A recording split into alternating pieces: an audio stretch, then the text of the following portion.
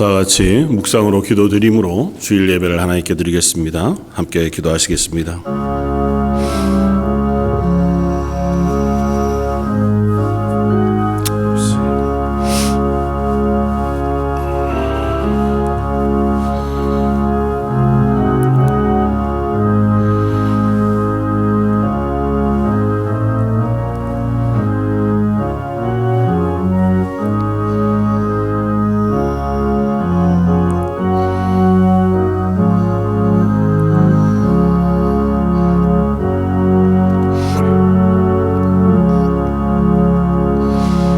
여호와여, 나의 대적이 어찌 그리 많은지요.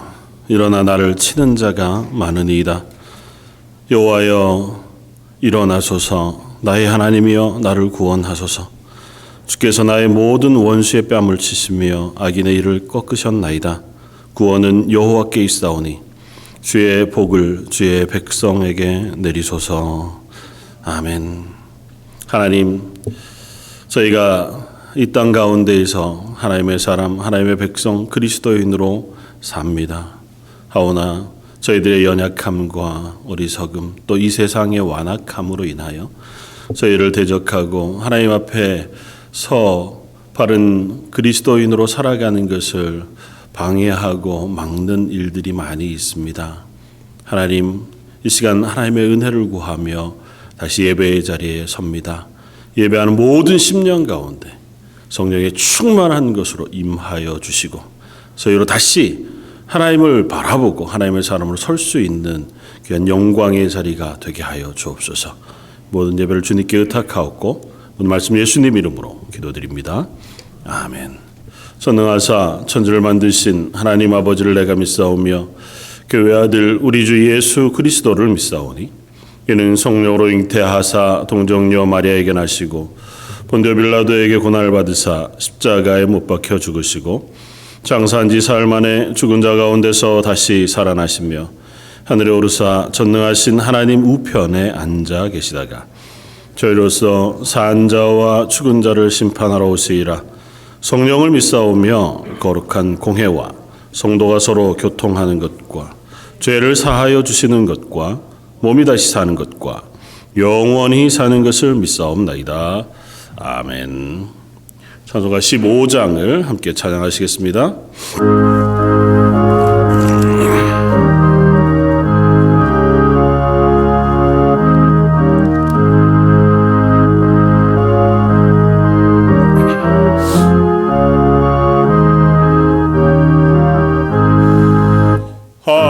하나님의 귀신 사랑 하늘에서 내리사 우리 맘에 항상 계셔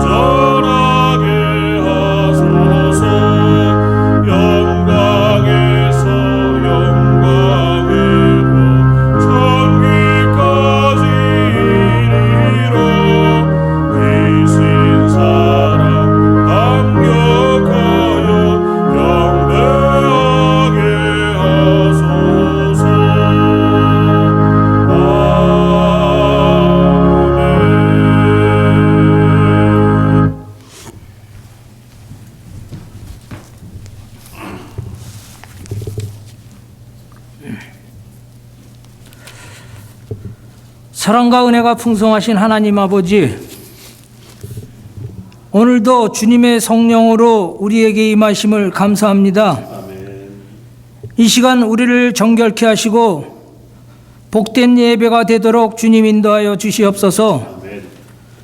오늘도 믿음이 부족하고 연약한 저희들이 먼저 주님의 도우심과 인도하심을 구하오니 함께한 모든 성도들에게 주님의 충만한 사랑으로 함께하시어 오늘 우리 입술의 기도와 마음의 묵상이 주님께 연락되게 하여 주시옵소서. 올해를 시작하며 새벽 제단을 쌓도록 계획하시고 또 은혜 가운데 마치게 하심을 감사합니다. 원하옵기는 우리가 입술을 열 수 있을 때 기도하게 하시고 또 들을 수 있을 때 하나님의 말씀을 듣게 하여 주시옵소서. 우리에게 성도의 귀한 직분을 허락하셨사오니 우리들이 성도의 직분을 잘 감당할 수 있도록 귀하신 은혜로 더하여 주시옵소서. 우리 손길과 또 발길이 이 땅에 하나님의 나라가 이루어지는 데 쓰임받을 수 있도록 주님 인도하여 주시옵소서. 언제 어느 곳에 있든지 하나님의 자녀임을 기억하게 하시고 죄와 타협하지 않게 하시며 바른 성도의 삶을 살아가게 하시옵소서. 주님, 이제 새해를 맞이하여 이 교회도 새로워지게 하시고 당회원으로부터 유년부에 이르기까지 서로 다른 지체들이 한 성령 안에서 하나 되게 하시옵소서. 특별히 세우신 일꾼들에게 힘과 능력을 더하시어 그들에게 맡겨진 직분을 잘 감당하게 하여 그 직분을 통한 각자의 심령에 늘 기쁨이 있게 하여 주시옵소서. 우리의 필요를 아시는 주님, 모든 성도들 가정마다 올 한 해도 필요를 채워주시고 그들의 간구함이 있다면 응답하여 주시옵소서. 육신의 질병과 또 연약함으로 힘들어하는 이들을 보살피고 치유하여 주시옵소서. 늘 우리 심령이 하나님의 은총 가운데 든든하게 서서 그 무엇으로도 우리를 위협하거나 흔들리지 않도록 지켜주시옵소서. 이 시간 주님의 귀한 예배를 위하여 봉사하는 손길들을 기억하시고 은혜와 축복으로 함께하여 주시옵소서. 오늘도 말씀을 전하실 목사님 축복하시어 그 주님의 크신 능력으로 동행하여 주시옵소서. 오늘도 이 예배를 통하여 오직 주님 홀로 영광 받으시고 오늘 영광 받으시길 원하오며 거룩하신 예수 그리스도 이름으로 감사하며 기도드립니다. 아멘.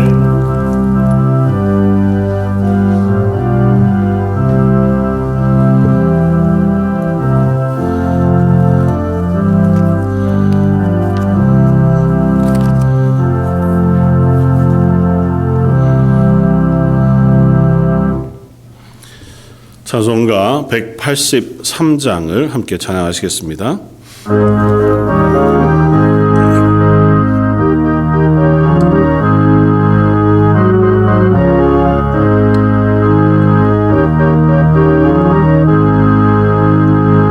인들의 마른 풀같이 시들은 나의 영혼 주님의 허락한 성령 간절히 기다리네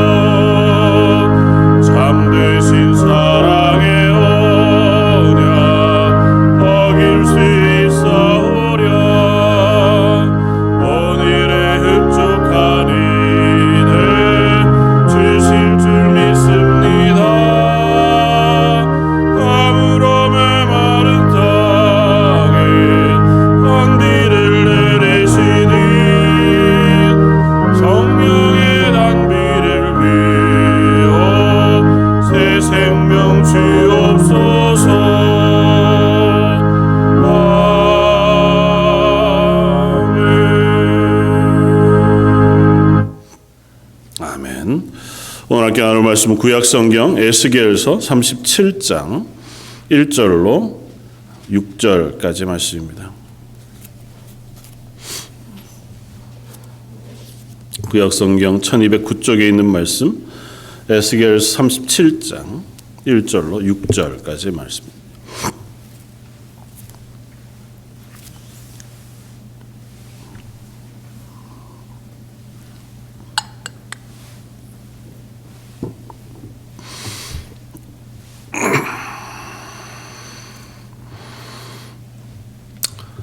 에스겔 37장 1절로 6절까지 다 찾으셨으면 우리 한 목소리 같이 한번 봉독하겠습니다. 여호와께서 권능으로 내게 임재하시고 그의 영으로 나를 데리고 가서 골짜기 가운데 두셨는데 거기 뼈가 가득하더라. 나를 그 뼈 사방으로 지나가게 하시기로 본즉 그 골짜기 지면에 뼈가 심히 많고 아주 말랐더라. 그가 내게 이르시되 인자야 이 뼈들이 능히 살 수 있겠느냐 하시기로 내가 대답하되 주 여호와여 주께서 아시나이다. 또 내게 이르시되 너는 이 모든 뼈에게 대언하여 이르기를 너희 마른 뼈들아 여호와의 말씀을 들을지어다.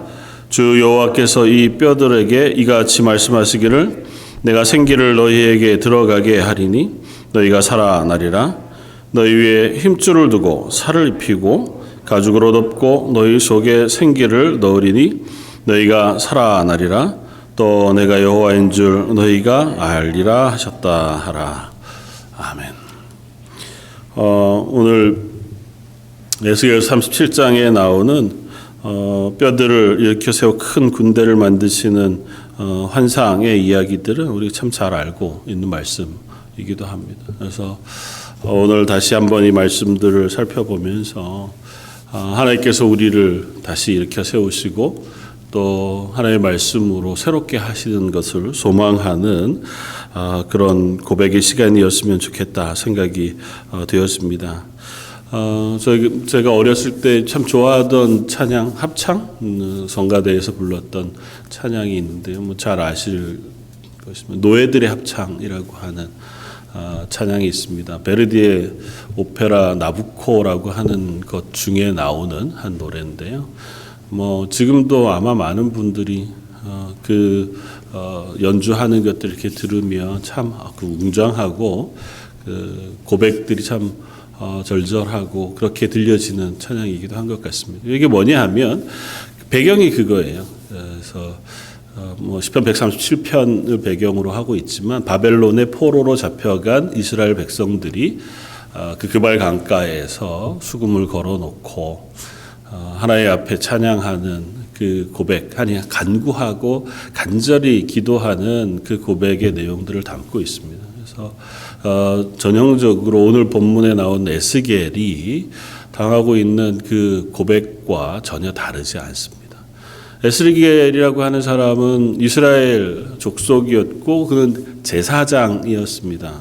그리고 제사장이었지만 하나님께서 그를 포로되어진 바벨론에서 선지자로 부르셔서 선지자 활동을 한 사람이기도 합니다. 그러니까 제사장이자 선지자로서 역할을 감당한 사람이 에스겔이었고 이 사람은 북쪽 이스라엘이 이미 아수르에 멸망했고 남아있던 남쪽 유다도 하나님 앞에서 말씀에 불순종하고 회개치 아니하고 그렇게 하나님 앞에서 범죄하다가 바벨론이라고 하는 나라에 의하여 멸망하게 되었습니다. 그래서 바벨론의 느부갓네살이라고 하는 대왕이 와서 이스라엘을 3번 침략하고 3번에 걸쳐서 이스라엘이 멸망하게 되었습니다. 뭐 3번에 걸쳐 멸망한다기보다 처음 이미 침략했을 때 이스라엘이 멸망한 거죠. 느부갓네살에 의해서 왕이 세워지고 또 그 안에서 많은 사람들 인재들은 포로로 잡혀갑니다. 처음 포로로 잡혀갔던 때가 BC 605년 정도쯤이고요. 그때 포로로 잡혀갔던 가장 대표적인 인물이 다니엘이라고 하는 사람이었습니다. 다니엘은 그때 잡혀가서 왕궁에서부터 교육을 받게 되어진 이야기가 우리가 잘 알고 있는 이야기고. 그로부터 한 10여 년 뒤에 BC 597년경에 두 번째 다시 침략을 당하고 그때는 더 많은 사람들이 포로로 잡혀가고 이스라엘도 거의 회파가 되었습니다. 그래도 명맥만은 남겨져 있는 상태로 남아 있습니다. 그때 잡혀간 사람의 가장 대표적인 인물이 오늘 본문을 쓰고 있는 에스겔이라고 하는 사람입니다. 그리고 그로부터 또 불과 한 10여 년 전 뒤에 BC 586년에 이스라엘이 완전히 함락하게 되어지고 하나님의 성전도 완전히 회파되어져서 사라져버리고 마는 그런 상황에 놓여지게 되어지고, 그렇게 해서 역사 가운데 어떻게 보면 이스라엘이라고 하는 곳에 이스라엘 백성들이 뭐 전혀 안 살고 있는 바는 아니지만 지도자들과 또 이 인재들은 전부 다 포로로 잡혀가고 바벨론에 가서 그곳에서 살아갈 수밖에 없는 시간을 70여 년이나 보내게 되어지는 그야말로 뭐 암흑과 같은 시기들을 보내게 됩니다. 그러니까 저희 나라도 일제 강점기 시간들을 보내었지만 그때는 그래도 우리나라에서 살면서 탄압을 받았던 거라면 이때 당시에 이스라엘은 완전히 다 뿌리째 뽑혀서 전혀 물론 뭐 낯선 땅인 바벨론에 가서 이방인으로 또 어떻게 보면 노예와 같은 일들을 감당하면서도 그곳에서의 삶을 살아갈 수밖에 없는 삶의 자리였죠. 에스겔서 말씀, 특별히 오늘 본문에 이 소망의 말씀, 에스겔서도 다른 예언서와 비슷합니다. 이사야서도 그랬고 예레미야서 좀 다르지만 그랬고 모든 선지서들이 그랬던 것처럼 하나님이 이스라엘을 향하여 범죄로 인하여 멸망의 예언을 선포하게 하세요. 너희가 죄로부터 돌이키지 않았기 때문에 하나님께서 너희를 팔아버리실 것이다. 너희가 다시는 하나님의 긍휼을 입을 수 없을 것이다. 그렇게 경고의 말씀과 멸망의 예언을 하시고는 뒤에 가면 항상 하나님 그들을 다시 회복하실 것에 대한 예언을 또 해주시거든요. 에스겔서도 별반 다르지 않습니다. 앞쪽에 34장 전까지 하나님께서 이스라엘을 왜 멸망시키셨는지, 왜 실패했는지, 하나님의 영광이 왜 이스라엘을 떠나셨는지에 대한 이야기를 에스겔로 하여금 보게 하시고 말하게 하세요. 그리고 나서 오늘 본문처럼 하나님이 그들을 회복하실 것에 대한 이야기를 또 그 자리에서 해주십니다.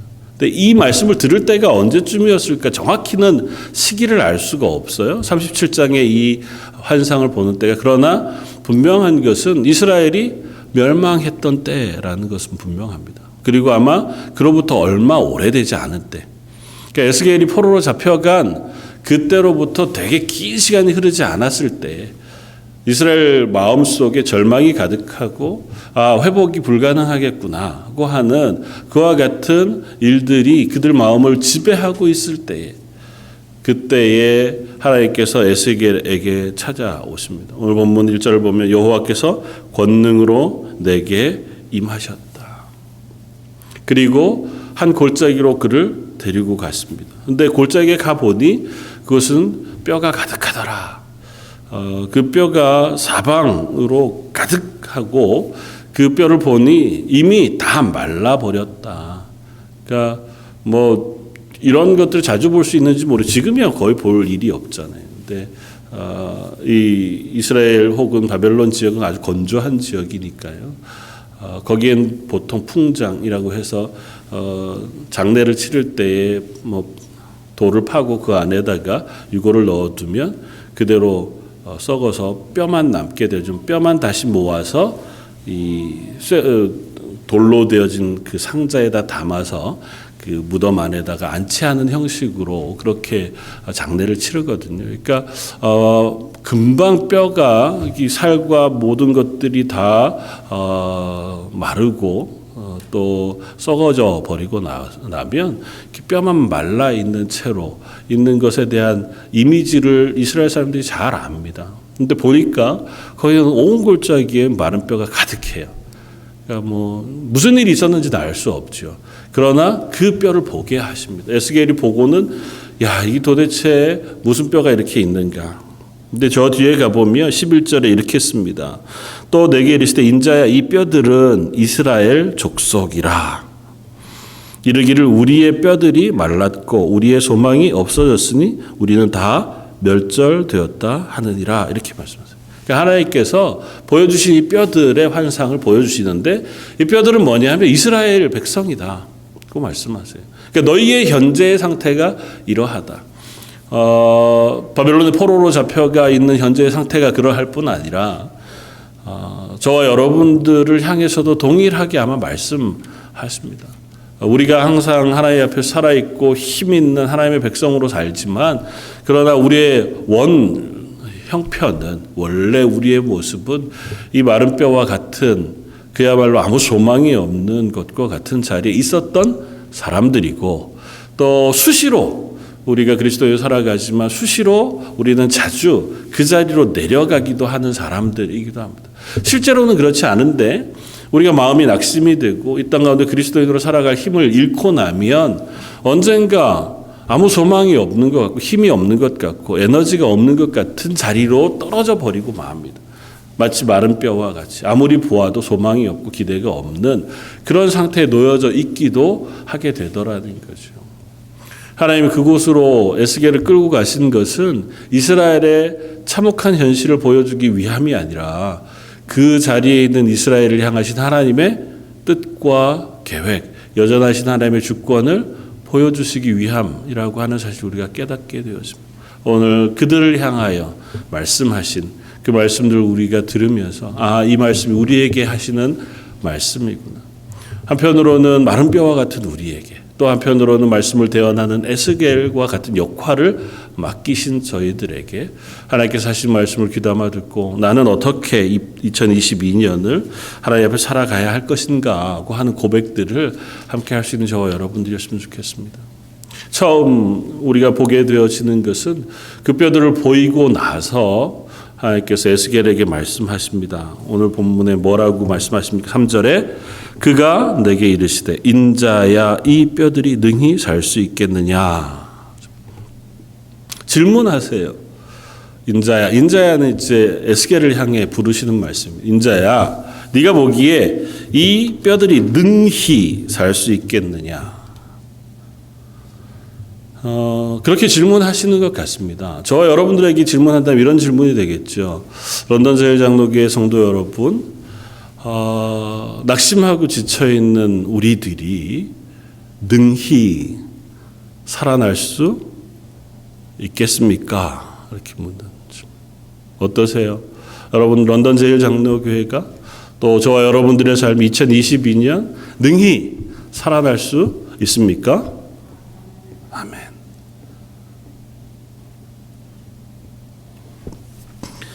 하나님의 말씀은 이렇습니다. 질문이시잖아요. 궁금해서 물으시는 게 아니잖아요. 하나님의 에스겔에게 야, 네가 생각하기에 이 뼈들이 능히 살아날 수 있겠니? 네 생각은 어떠니라고 물으시는 게 아닙니다. 하나님의 말씀은 지난주에도 우리가 함께 나누었던 것처럼 말씀은 능력이에요. 말씀은 말씀하시면 이루어집니다. 그 사실을 믿느냐고 물으시는 거예요. 에스겔을 향하여 말씀하시는 것은 이 뼈들은 이스라엘의 현재 상태와 같다. 너희들이 하나님 앞에서 그야말로 소망 없는 자리까지 떨어지고 말았다. 하나님이 수없이 선지자들을 보내어 회개를 명하시고 돌이키기를 말씀하셨음에도 불구하고 하나님을 향하여 돌아오지 않고 말씀을 붙잡지 않고 하나님의 선하심 가운데로 돌아오지 않아 이제는 완전히 소망이 끊어져 버렸어. 하나님이 더 이상은 그들을 향하여 긍휼을 베풀어 줄 수 없는 지경까지 최악의 자리까지 가고 말았고 그 기대나 소망이 아주 조금도 남아있지 않은 상태, 완전히 말라버려서 그냥 보기에 어느 누가 보아도 생명을 가질 수 없는 그런 자리에 있는 우리들에게 하나님 묻습니다. 야, 내가 여호와라. 내가 이 뼈들을 능히 살게 할 수 있을 것 같으냐? 너는 이 사실을 믿느냐? 그렇게 물으시는 줄 믿습니다. 에스겔의 대답이 무엇입니까? 대답하되 주 여호와여 주께서 아시나이다. 에스겔의 대답이 어쩌면 우리들의 고백일 수도 있겠다 생각이 되었습니다. 에스겔은 믿음의 사람이었고 하나님의 말씀을 선포하는 사람이었고 앞서도 하나님께서 에스겔에게 숱한 환상 가운데 또 에스겔에게 말씀하셔서 너희를 회복시킬 것에 대해서도 말씀해 주셨어요. 오늘 보면 바로 앞쪽에 36장 26절을 이렇게 하나님이 에스겔에게 말씀하십니다. 또 새 영을 너희 속에 두고 새 마음을 너희에게 주되 너희 육신에서 굳은 마음을 제거하고 부드러운 마음을 줄 것이며 또 내 영을 너희 속에 두어 너희로 내 율례를 행하게 하리니 너희가 내 규례를 지켜 행할지라. 내가 너희 조상들에게 준 땅에서 너희가 거주하면서 내 백성이 되고 난 너희 하나님이 되리라. 하나님이 그 소망의 약속들을 이미 하셨어요. 하나님께서 그 소망의 말씀들을 하신 것을 에스겔이 들었습니다. 그러므로 에스겔은 그 하나님을 알아요. 그 하나님의 마음이 무엇인지 압니다. 그렇게 대답합니다. 그럴 줄 믿습니다. 살아날 줄 믿습니다. 이렇게 하지는 못해 갑니다. 그러나 하나님, 그것은 하나님이시라면 하실 수 있을 줄 믿습니다. 아마 에스겔의 고백은 이것인 줄 압니다. 주께서 아시나이다. 하나님의 뜻이 어디에 있든지 하나님 뜻대로 되어질 것이라고 믿습니다. 저 여러분들의 고백이 이 자리에 있기를 원합니다. 우리의 형편을 바라보면 어떻게 보면 에스겔이 바라보는 형편이라는 것이 마른 뼈가 가득한 지경이에요. 심지어 그 뼈들은 서로 흩어져 아무렇게나 쌓여져 있습니다. 잘 장사되어 자기 한 몸을 이루던 뼈들이 고스란히 그 자리에 이렇게 안장되어 있는 것도 아니에요. 뭐 거기에 전쟁이 있었든지 어떤 모양이든지 모르지만 보여지는 것은 그냥 뼈가 어지러이 흩어져 쌓여져 있는 형태로 다 말라 있어요. 그건 그냥 뼈들이 모여 있는 것에 불과합니다. 그 뼈에 무슨 소망이 있겠어요? 그 뼈를 맞추어서 가지런히 놓는 것도 불가능할 텐데요. 하나님 물으십니다. 너희의 상황이 이러하다. 그런데도 불구하고 이 뼈들이 능히 살 거라고 믿느냐? 하나님의 질문에 아멘 응답할 수 있는 저 여러분들, 저희 런던 제일장로교회 2022년이 되기를 주님의 이름으로 축원합니다. 불가능하지만 하나님은 하실 수 있습니다. 아니 반대로 이야기하면 불가능하기에 하나님이 하실 줄 믿습니다. 우리가 스스로 생명을 만들어낼 수 없지만 하나님께서는 우리에게 생명을 주시는 분이신 줄을 믿습니다. 그래서 제가 다른 것이 아니라 하나님 말씀만 붙들고 그 하나님의 말씀을 의지하여 일어서겠습니다. 그 고백하는 저와 여러분들이었으면 좋겠습니다. 하나님이 에스겔을 통하여 물으셨을 때 에스겔의 대답이 저는 알지 못하지만 하나님은 아십니다. 하나님께서 이 일을 행하시고 하나님의 뜻대로 이루실 줄을 제가 믿습니다. 그리고 나서 하나님이 다시 에스겔에게 대언하여 말하게 하십니다. 4절에 또 내게 이르시되 너는 이 모든 뼈에게 대언하여 이르기를 너희 마른 뼈들아 여호와의 말씀을 들을지어다. 하나님 이 뼈들을 살리시는 방법을 두 말씀으로 고치세요. 첫 번째는 말씀을 들으라고 합니다. 들으라. 너희 마른 뼈들아 여호와의 말씀을 들을지어다. 그리고 하시는 말씀은 5절에 주 여호와께서 이 뼈들에게 이같이 말씀하시기를 내가 생기를 너희에게 들어가게 하리니 너희가 살아나리라. 하나님의 말씀이 하나님이 말씀하시면 이 뼈들이 어떻게 됩니까? 살아납니다.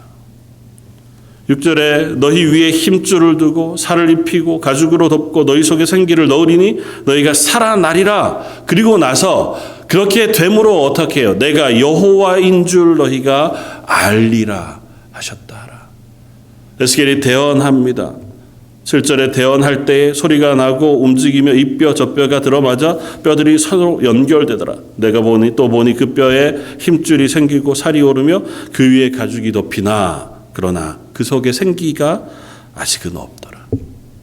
하나님 말씀하시니 말씀대로 되었습니다. 하나님 말씀하시면 그대로 되니라. 성경은 누차 우리들에게 그 말씀을 들려주세요. 그 말씀은 결코 변개함이 없어요. 그것이 하나님의 언약의 완전함이고 언약의 놀라움이에요.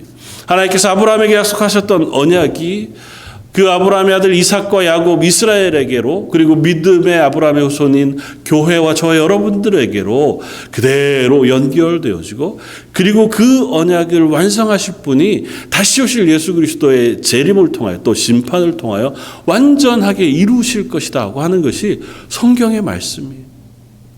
우리는 그 약속을 하신 하나님을 알고 그 약속을 받았던 사람들을 봅니다. 그리고 그 말씀 속에서 신앙으로 우리들에게 살아가도록 명령하시는 말씀을 저희가 읽어요. 그리고 그 말씀을 완성하실 하나님의 언약의 약속을 우리에게 들려주십니다. 그러면 우리 이 땅에서 어떻게 해요? 그 말씀을 붙들고 말씀을 의지하여 하나님의 사람으로 살아가겠습니다. 이것이 바로 저와 여러분들의 고백이어야 하는 줄 압니다. 하나님의 말씀에는 능력이 있습니다. 이 말씀 외의 것으로 하나님의 일들을 우리에게 행하시지 않아요. 하나님은 하나님의 말씀 가운데 우리에게 말씀하실 뿐 아니라 그 말씀 가운데 하나님의 뜻을 보이시고 그 말씀 가운데 우리에게 일들을 맡기실 뿐 아니라 그 말씀 가운데서 우리를 인도해 주시는 분이시다고 하는 사실을 우리가 깨닫게 되어집니다. 그리고 그 말씀하신 우리가 그 말씀을 들을 때에 그 속에 생기를 불어넣으십니다. 이 두 번째는 이 생기는 다른 표현으로 성령으로 우리가 이해하는 것이 가장 명확할 겁니다. 하나님의 사람으로 회복되어지고 살아나는 첫 번째 원리는 말씀을 듣는 것입니다. 두 번째는 성령의 임재를 경험하는 것입니다. 말씀을 들어도 성령이 우리 속에 들어와 그 말씀을 깨닫게 해주시지 않으면, 성령이 들어와 우리의 길을 열어주시고 말씀을 밝히 비추어 주시지 않으면 그 말씀이 우리를 생명으로 바꾸시지 않아요. 우리가 그냥 말씀을 듣고도 내 마음대로 말씀을 평가하기도 하고 재단하기도 하고 혹 사용하기도 합니다. 어리석은 상태에서 우리가 성령을 의지하여 하나님이 감동해 주시는 그 마음 없이 말씀을 들으면 우리가 얼마든지 말씀을 듣고 실족할 수 있습니다. 아, 저게 아닌데. 물론 목사가 잘못할 수도 있겠죠. 그런데 들으면 아유, 저 목사님은 말씀을 이상하게 전하셔. 저걸 왜 저렇게 해석하시나? 아이고, 저거는 전혀 그 말씀은 들었는데 남는 건 불편함이거나 섭섭함이거나 아니면 이게 뭔가, 그렇다면 그 말씀은 우리 속에 남아있지 못합니다.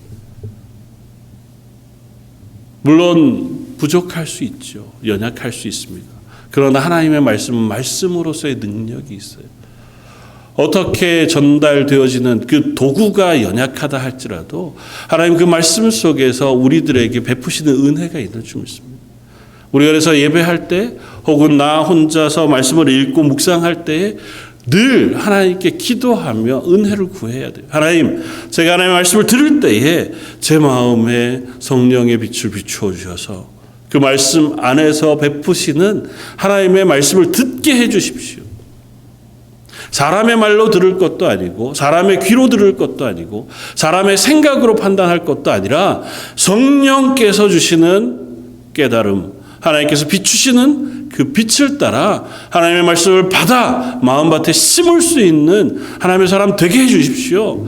그런 간절한 기도가 저 여러분들에게 있기를 원합니다. 성경을 10번, 20번, 100번 읽어도 이성의 눈으로만 읽을 수 있다면 그것은 아무 의미가 없어요.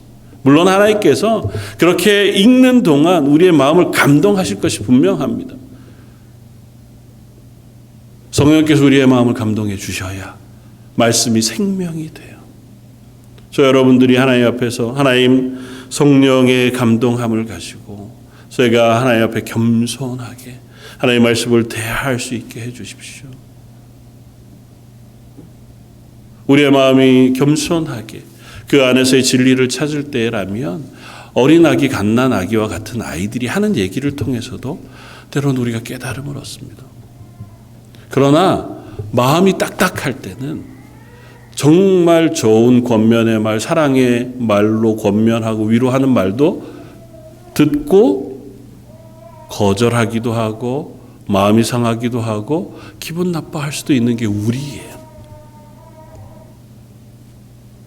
할 수 있다면 하나님 제 마음을 부드럽게 해주십시오. 하나님의 말씀을 듣고 다른 것이 아니라 그 말씀 속에 있는 하나님의 뜻, 하나님의 위로, 하나님의 명령을 깨달을 수 있게 해주십시오. 저 여러분들의 간절한 기도가 예배를 통하여 또 말씀 묵상을 통하여 기도의 자리에 설 때마다 그렇게 하나님께 올려드려질 수 있게 되어지길 원합니다. 오늘 본문 가운데 하나님 말씀하십니다. 9절에 또 내게 이르시되 인자야 너는 생기를 향하여 대언하라. 생기에게 대언하여 이르기를 주 여호와께서 이같이 말씀하시기를 생기야 사방에서부터 와서 이 죽음을 당한 자에게 불어서 살아나게 하라 하셨다 하라. 이에 내가 그 명령대로 대언하였더니 생기가 그들에게 들어가매 그들이 곧 살아나서 일어나 서는데 극히 큰 군대더라. 생기가 들어와 그 육체가 생명이 되어집니다. 하나님이 아담을 만드시고 그 코에 생기를 불어 넣으시니 그가 생명이 된지라. 예수님께서 제자들에게 기도하라 명하셨고 부활 승천하신 예수님을 보내고 제자들이 마가의 다락방에 모여 있을 때 그들이 기도했을 때 하늘로부터 성령이 그들에게 임함으로 그들이 성령의 사람들, 교회가 되었습니다. 저 여러분들도 마찬가지인 줄 압니다. 이 땅을 우리가 그리스도인으로 살아갈 때 성령께서 우리 가운데 임해 주시고 성령의 역사가 일어날 때 비로소 우리는 교회가 됩니다. 비로소 우리는 그리스도인이 됩니다. 그리스도인인 척할 수 있어요.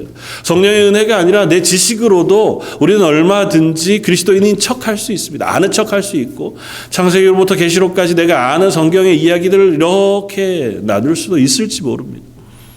그러나 성령이 임하셔야, 아니 성령이 우리 속에서 역사하셔야, 성령이 우리에게 거듭거듭 은혜를 베풀어 주시고 우리를 변화시켜 주셔야 비로소 우리는 성령의 사람, 살아있는 교회, 살아있는 그리스도인이 되어지는 줄 믿습니다. 하나님 이사야 선지자를 통하여 말씀하시거든요. 일어나라 말씀하실 때에 너의 위에 하나님의 영광이 임했다고 말씀하시고 예수 그리스도의 보혈로 우리가 하나님의 자녀 되었다고 말씀하시고 예수의 영이신 성령을 우리에게 부어주셨다고 말씀하세요. 저 여러분들 이미 예수 그리스도를 믿고 예수 그리스도의 영이신 성령을 받은 사람들인 줄 압니다. 이제는 어떻게 해요? 하나님 제 속에 그 성령의 역사가 일어나게 해 주십시오. 성령의 말씀에 귀 기울이게 해 주십시오.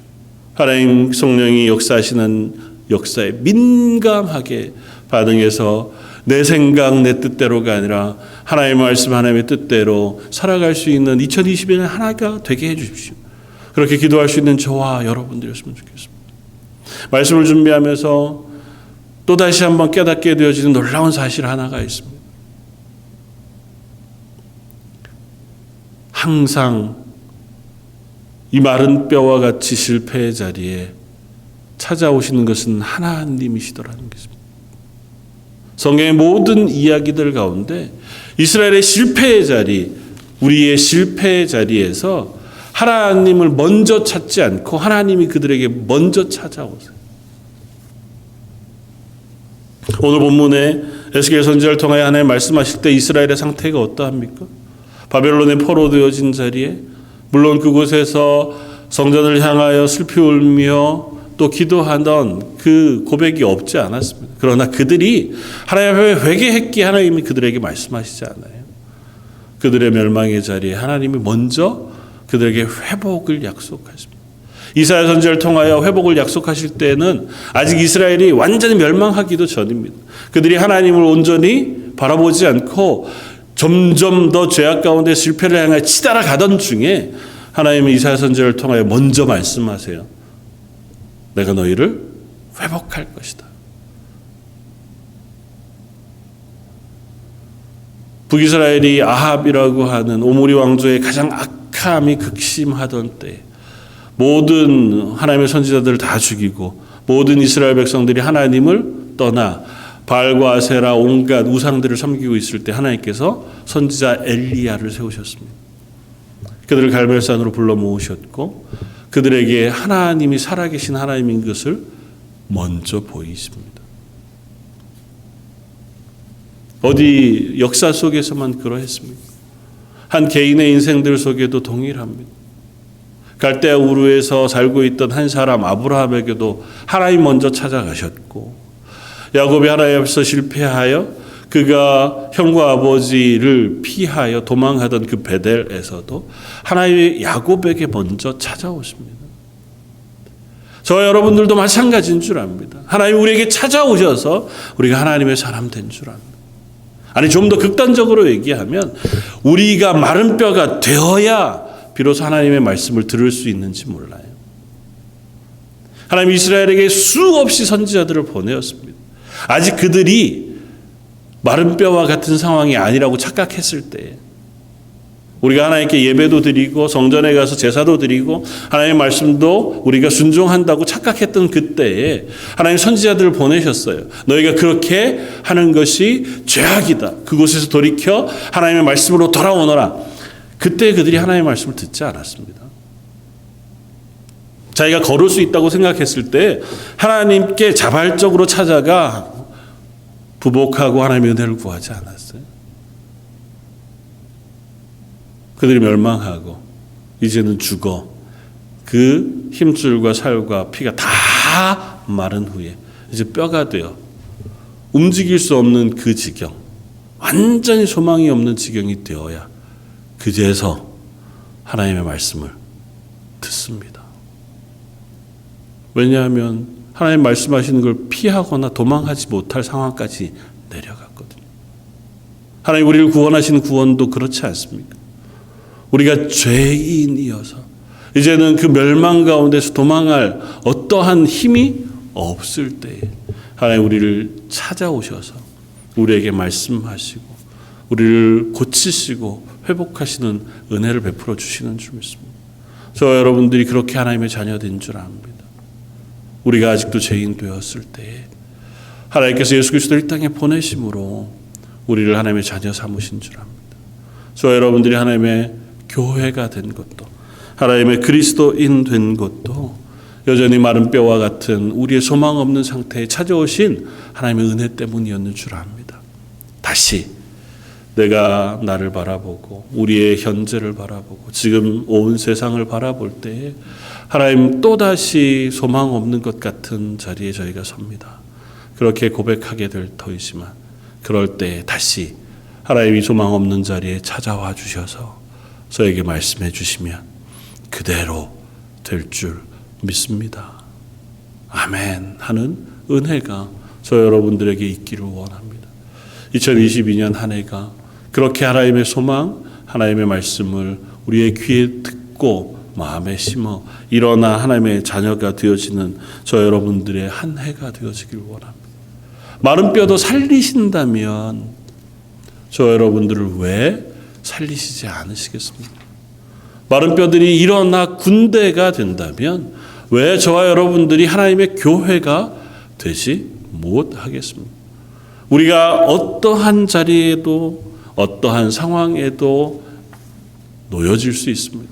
그러나 그 자리와 상황과 형편이 문제가 아니고 우리의 귀에 하나님의 말씀이 들려지고 그 성령이 우리의 심령 가운데 그 말씀을 깨닫게 해주시며 우리가 그 말씀에 아멘으로 응답할 때 저 여러분들이 하나님의 교회가 되어지고 하나님의 일들을 감당하게 되어지는 줄 압니다. 또 다른 한편으로 저희는 또 에스겔과 같은 역할을 맡은 사람이기도 합니다.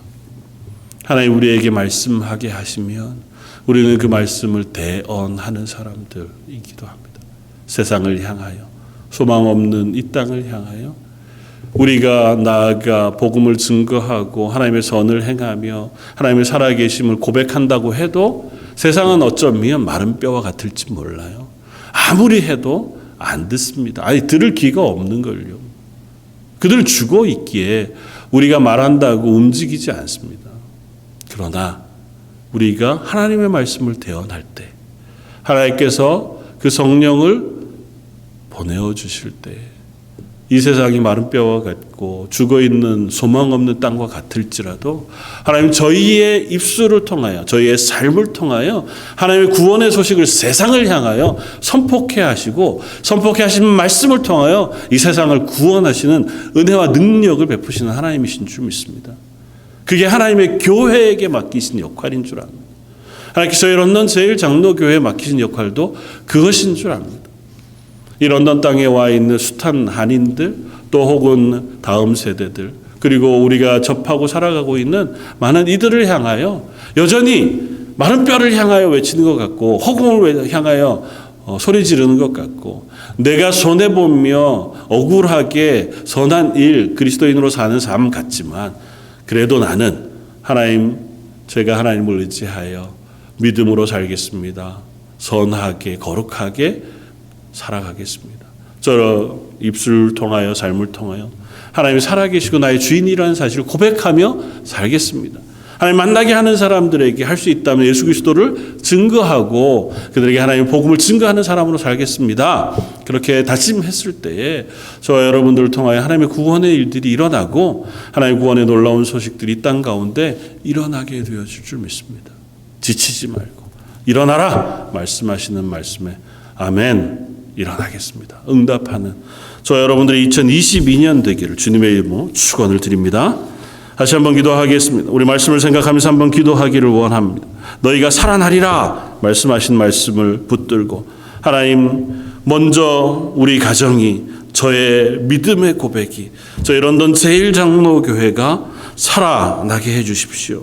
하나님의 말씀이 들려지고 성령이 우리 가운데 역사하여 일어나 생명이 되고 큰 군대가 되고 하나님의 교회가 되게 해주십시오. 아울러 저희가 그 생명을 가지고 나아가 하나님의 말씀을 증거하는 사람 되게 해주십시오. 우리 주변에 있는 이들에게 하나님의 사랑과 하나님의 구원과 하나님의 복음을 증거하는 하나님의 교회 되게 해주십시오. 우리 한 목소리 같이 한번 기도하시겠습니다. 감사 잘 받으시기 합당하신 주님 저희에게 일어나라 말씀하시니 저희가 일어나며 너희가 살아나리라 말씀하시며 그 마른 뼈와 같은 저희들의 삶일지라도 일어나 큰 군대가 되고 하나님의 교회가 되어지는 줄 믿습니다. 저희 런던 제1장로교회를 향하여 말씀해 주시고 저희 교회에 있는 모든 성도들의 심령 가운데 성령을 부어주시며 그렇게 하나님의 군대 하나님의 교회가 되어진 저희들이 또 나아가 하나님의 말씀을 대언하고 하나님의 말씀을 증거하며 하나님의 구원을 고백하며 살아가는 2022년 한 해가 되게 하여 주옵소서. 하나님 저희들은 연약합니다. 저희들의 능력과 저희의 힘이 이 일들을 감당할 수 없는 것을 고백합니다. 그러나 하나님이 저희에게 부으시는 은혜가 하나님 성령을 통하여 저희에게 부으시는 은사가 하나님 저희에게 맡기신 그 말씀이 그 일들을 감당하게 하시는 줄 믿사오니 아버지 육신의 연약함으로 있는 성도들에게는 강건함을 믿음의 연약한 자리에 있는 이들에게 믿음의 담대함을 아버지 하나님 앞에서 서서 이 믿음의 삶을 살아가기로 결심하는 이들에게는 성령의 은혜와 은사를 부어주셔서 2022년 한 해가 저희 런던 제1장로교회 성도들이 하나님을 경험하고 하나님의 능력을 경험하고 하나님의 살아계심을 고백하고 증거하는 한 해가 되게 하여 주옵소서. 오늘도 예배하는 모든 이들에게 동일한 것으로 은혜 베풀어 주시고 능력을 합해 주시기를 원하옵니다. 말씀해 주시기로 기도드립니다. 내 백성들아 내가 너희 무덤을 열고 너희로 거기서 나오게 한즉 너희는 내가 여호와인 줄을 알리라. 하나님 저희가 어쩌면 넘어져 지쳐 앉아 그 자리에 머물러 있었던 시간들이었는지 모릅니다. 온 세계가 질병으로 신음하고 저희들의 육체와 저희들의 삶이 저희들의 믿음이 연약해져 저희들 스스로 보기에도 낙심할 만한 자리에 서 있었는지 모릅니다. 하오나 하나님 저에게 말씀하시면 그대로 될 줄 믿습니다. 하나님 일어나라 말씀하시니 일어나게 되는 줄 믿습니다. 하나님 저에게 너희가 살아나리라 말씀하셨으니 저희 런던 제1장로교회 모든 성도들과 가정이 살아나는 2022년이 될 줄 믿습니다. 하나님 저희를 일으켜 세우셔서 이 땅 가운데에서 하나님의 사람 되게 하시고 하나님의 살아계심을 고백하고 증거하는 믿음의 교회가 되게 하여 주옵소서. 예배하는 모든 이들 또 가정에서 여러 형편을 따라 온라인으로 밖에 예배드릴 수 없는 이들에게도 하나님 동일하게 성령의 은혜를 부어주시고 생명이 되게 하셔서 살아 역사하는 하루하루가 되게 하여 주옵소서. 모든 말씀 예수님 이름으로 기도드립니다. 아멘. 찬송가 191장을 함께 찬양하시겠습니다.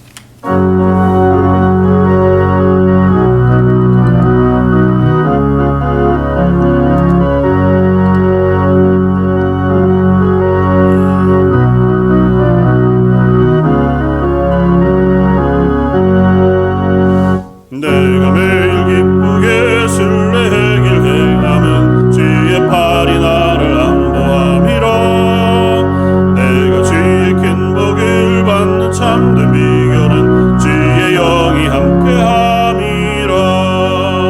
성령이 계시네 할렐루야 함께하시네.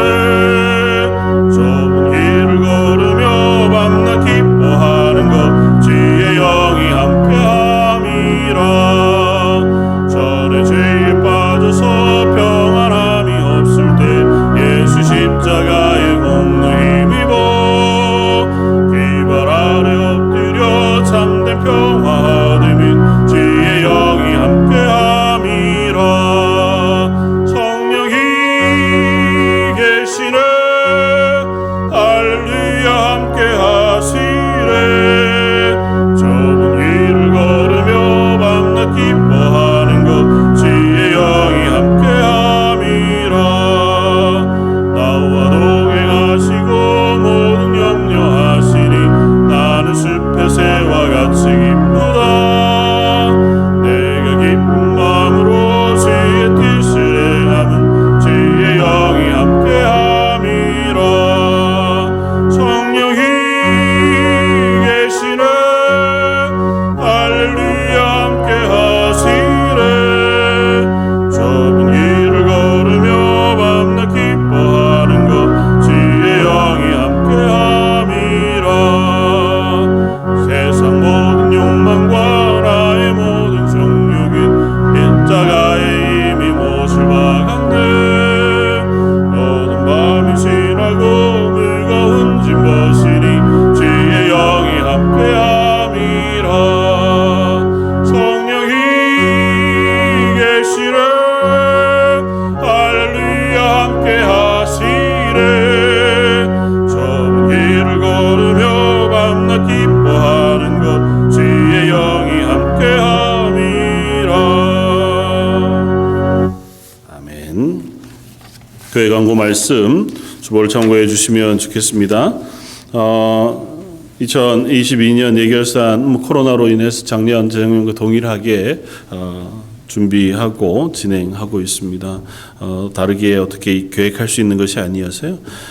그래도 감사하게 2021년 결산을 잘 마쳤고 또 2022년도 저희가 은혜 가운데 잘 감당할 수 있도록 기도해 주시고 또 수고해 주시기를 부탁을 드립니다. 선교 작정 다음 23일 주일에 하려고 합니다. 물론 여전한 상황이어서요. 그럼에도 불구하고 저희 교회가 7분의 선교사님과 선교지들을 계속해서 후원하고 기도할 수 있어서 참 감사합니다. 선교사님들에게 계속해서 소식이 들어옵니다. 특별히 페루 박남훈 선교사님이 이제 페루로 들어가셔서 그곳에서 사역을 다시 하시는데 몇 가지 어려움들이 있어 기도 부탁을 하셨습니다. 제가 교회 홈페이지에 올려놓겠습니다. 위에서 기도해 주시고 미얀마에 있는 박순영 선교사님도 여전히 그 안에 세웠던 청년들이 군부에 잡혀가 있는 상태에서 아직 나오지 못하고 있고 또 어려움을 겪고 있는 상태라고 합니다. 위에서 기도해 주시고 예배하는 일은 그래도 허락이 되어서 예배 잘 드리고 있다고 그렇게 하고요. 다른 지역에 있는 선교지 선교사님들을 위해서도 기억해 주시고 기도해 주시기를 부탁을 드립니다. 여전히 코비드 상황이 계속되었습니다. 그런데 이 상황 속에도 예배하는 일들 쉬지 않고 또 힘을 내어서 예배하는 자리에 설 수 있으면 좋겠습니다. 우리가 해보지만 가정 안에서 이렇게 온라인으로 예배하는 것이 참 마음처럼 잘 되지 않습니다. 할 수 있다면 함께 모여서 예배하면 좋겠고 도무지 상황이 쉽지 않은 분들은 가정에서라도 예배 드릴 때 잘 마음과 시간을 정하셔서 예배 자리에 참석해 주셔서 예배하는 것, 그것이 우리가 살 길이고 또 하나님 앞에 세워지는 유일한 방법인 줄 믿습니다. 기도하면서 예배 자리에 함께 해주시고, 특별히 수요 예배, 새벽 예배도 기억해 주시길 바랍니다. 특별히 수요 예배 나오시기 어렵지만 수요 예배에 함께 나오셔서 함께 기도하고 또 말씀 나누고 그렇게 할 수 있도록 힘을 내주시기를 부탁을 드리고, 새벽 예배는 이번 주부터는 월요일 새벽 예배는 없습니다. 그래서 화요일부터 토요일까지 새벽 6시에 함께 모여서 예배 드리고, 또 토요일에는 함께 예배 드리고 교회 청소하는 일을 함께 합니다. 그래서 관심 가져주시고 매번은 아니더라도 시간을 내어서 이 자리에 참석함으로 하나님의 은혜를 경험하는 귀한 자리가 되면 좋겠습니다.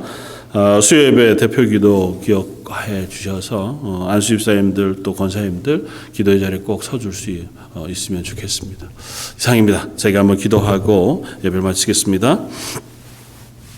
지금은 우리 주 예수 그리스도의 무한하신 은혜와 아버지 하나님의 그 크신 사랑하심과 성령님의 위로 교통하시고 우리에게 찾아오셔서 우리를 새롭게 변화시켜 주시고 하나님의 능력으로 채워주셔서 우리를 하나님의 사람으로 살게 하여 주심이, 머리 숙여 예배하며 이제 일어나 하나님의 사람으로 살겠습니다 다짐하는 모든 성도들과 그들의 자녀와 가정과 하는 일들 위에 지금부터 영원까지 함께 계실지어다. 아멘.